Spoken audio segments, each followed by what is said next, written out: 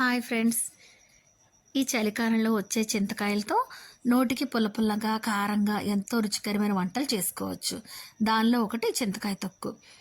ముందుగా చింతకాయలను శుభ్రంగా కడుక్కొని ఆరబెట్టుకుని దాన్ని రోట్లో చింతకాయలు ఉప్పు పసుపు వేసుకుని కచ్చా బచ్చా దంచుకుని ఒక డబ్బాలో వేసుకోవాలి. ఇవి 3 రోజుల పాటు ఊరిన తర్వాత దానిలో ఉన్న తుక్కు పిక్కల్ని తీసుకుని దాన్ని మరలా రోట్లో వేసుకొని మెత్తగా రుబ్బుకోవాలి. ఇది మనకి సంవత్సరం పాటు నిలవ ఉంటుంది. మనకు కావాల్సి వచ్చినప్పుడు కొంచెం పేస్ట్ తీసుకుని దానిలో సరిపడా ఎండుమిర్చి వేపుకున్న తర్వాత దాన్ని రెండూ కలిపి మిక్సీలో మెత్తగా పట్టుకోవాలి. ఈ మెత్తగా పెట్టుకున్న పేస్ట్ని వేరే ఒక బాణీలో వెల్లుల్లి ఎండుమిర్చి పోపు దినుసులు వేసుకుని కొంచెం ఇంగువ కూడా వేసుకుని చక్కగా తాలింపు పెట్టుకోవాలి.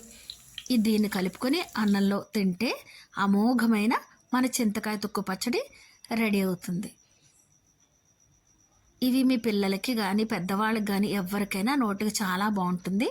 ఈ శీతాకాలంలో ఇలాంటివి తినడం మన శరీరానికి ఎంతో మంచిది. ఇలాంటి పచ్చడి మీకు కావాలంటే చేసుకోండి, లేకపోతే ఈ నెంబర్కి ఆర్డర్ పెడితే నేనే మీకు తయారు చేసి పంపిస్తాను.